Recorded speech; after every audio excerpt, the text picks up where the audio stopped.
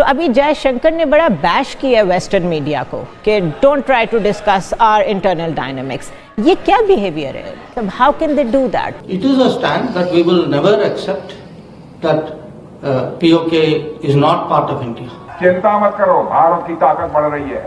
भारत का डेवलपमेंट जितनी तेजी के साथ हो रहा है, अब पीओके के हमारे भाई बहन स्वयं ही मांग करेंगे कि हम भारत के साथ रहना चाहते हैं। मुझे लगता है कि सियासी मैसेज बीजेपी भेजना चाहती है कि हम ये लाउडली कह रहे हैं। दूसरा देखिए, जो इन्फ्लुएंस है, बार बार हम देखते हैं कि जो हिंदुस्तान की एक्सट्रीमिस्ट इस वक्त जमात है वो इन्फ्लुएंस्ड है इसराइली मॉडल से, और यही पॉलिसी फिर आगे जो राजनाथ सिंह ने आगे बात की कि वी विल वो इनसाइड द पाकिस्तान और वहां पे ये कर सकते हैं। बाहर इनकी ये भूल है। हमने एक दफा टमाटर ब्राजील से लिए हैं। आप वर्ल्ड मैप पे जरा ब्राजील ढूंढ के दिखाएं।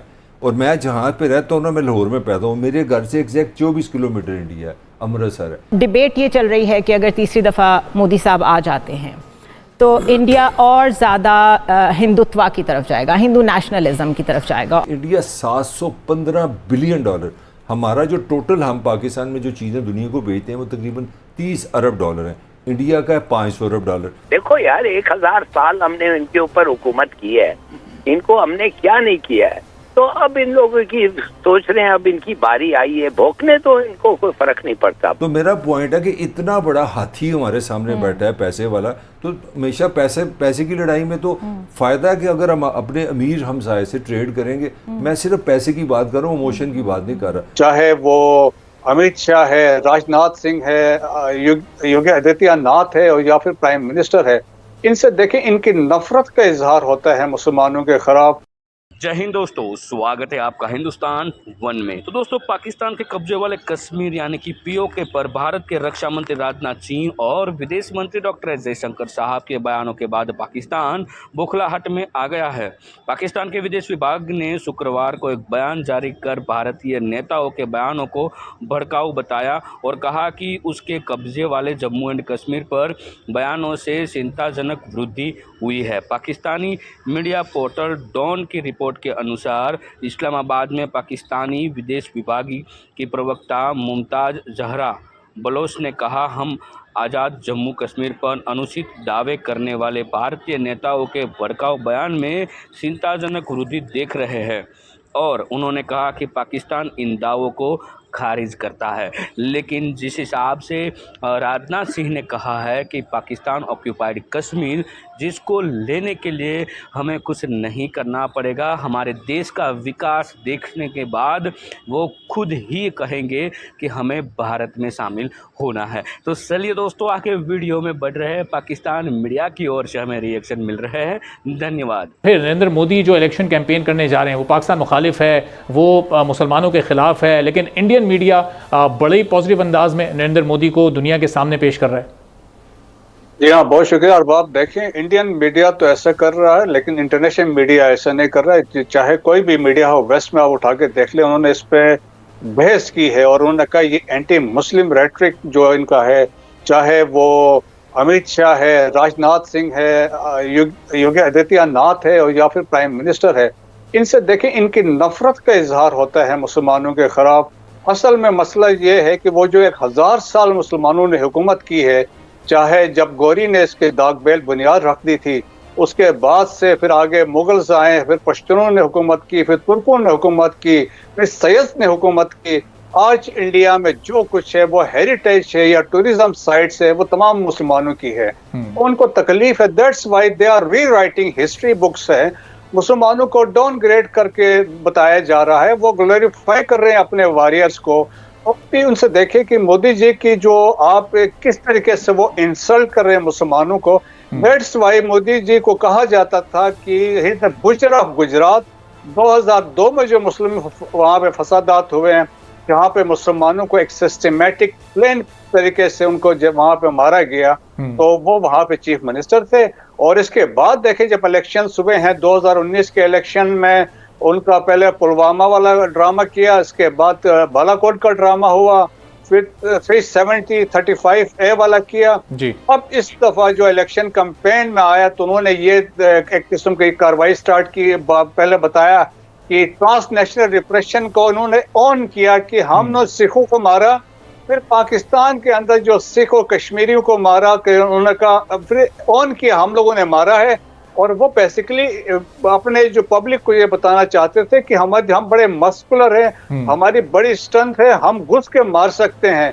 और यही पॉलिसी फिर आगे जो राजनाथ सिंह ने आगे बात की कि we will go inside the Pakistan और वहां पे ये कर सकते हैं। बाहर इनकी ये भूल है, लेकिन इलेक्शंस के लिए उन्होंने एक नैरेटिव लेना है और नैरेटिव यही होता हमेशा रहा है, मुसलमान और पाकिस्तान। सही। तो ज़फ़र हिलाली साहब, ये क्या अब एक फार्मूला बन चुका है भारत में कि अगर इलेक्शन आपने जीतना है तो आप पाकिस्तान पर इल्ज़ामात लगाएं, आप मुसलमानों के खिलाफ बात करें, जितना आप जहर उगलेंगे उतना ही आपको कामयाबी इलेक्शन में मिलेगी। और पिछले इलेक्शन नरेंद्र मोदी जीतकर ये इस नुक्ते को दुरुस्त साबित भी कर चुके हैं। तो क्या ये स्ट्रेटजी इस बार भी चलेगी या कुछ शऊर भारत की आवाम में आया इस बार?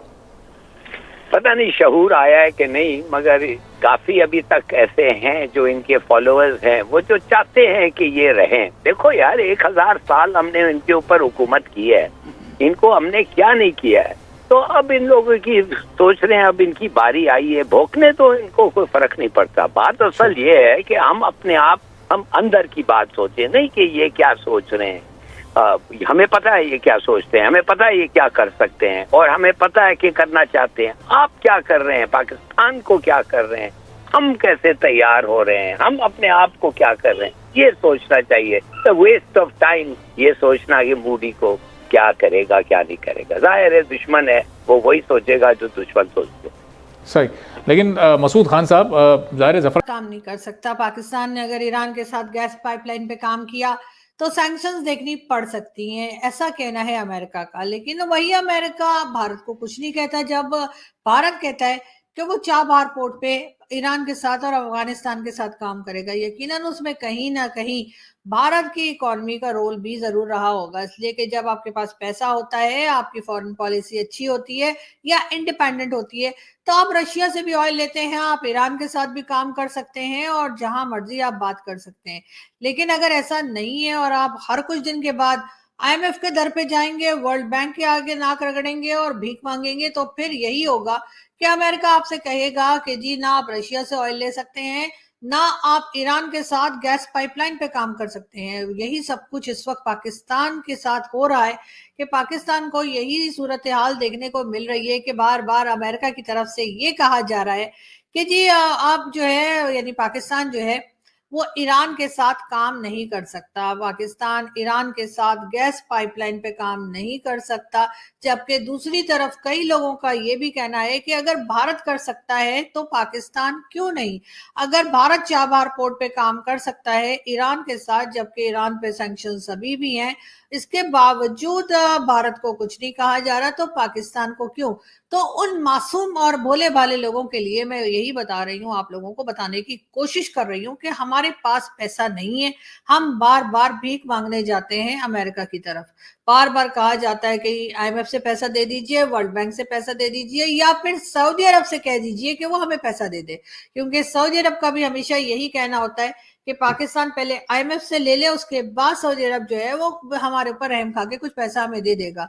तो हमारा कोई कंपैरिजन बनता नहीं है भारत के साथ। बात करेंगे टर्की की, और टर्की के जो प्रेसिडेंट है, यानी तुर्किया के जो प्रेसिडेंट हैं, जी हाँ, वो गए हैं इराक, और बताया ये जा रहा है कि जी इराक गए हैं तुर्किया के प्रेसिडेंट तकरीबन 12 साल के बाद।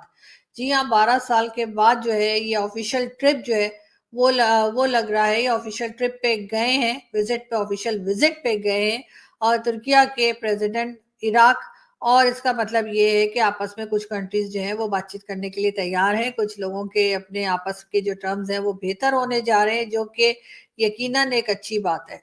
नवाज शरीफ साहब जी कल चले गए हैं चाइना। जी हाँ, 5 दिन का उनका भी ऑफिशियल विजिट है। डिटेल्स अभी तक हमारे पास नहीं आई हैं कि वो किस लिए गए हैं, क्या बात करने गए हैं, क्यों गए हैं, क्या मांगने गए हैं, क्या देने गए। मैं ख्याल मांगने ही गए होंगे, देने तो कुछ नहीं गए होंगे, गोली देने गए होंगे, पैसा मांगने गए होंगे, ये हो सकता है। लेकिन खैर नवाज शरीफ साहब जो हैं वो चाइना के विजिट पर हैं, 5 डेज वो चाइना में गुजारेंगे।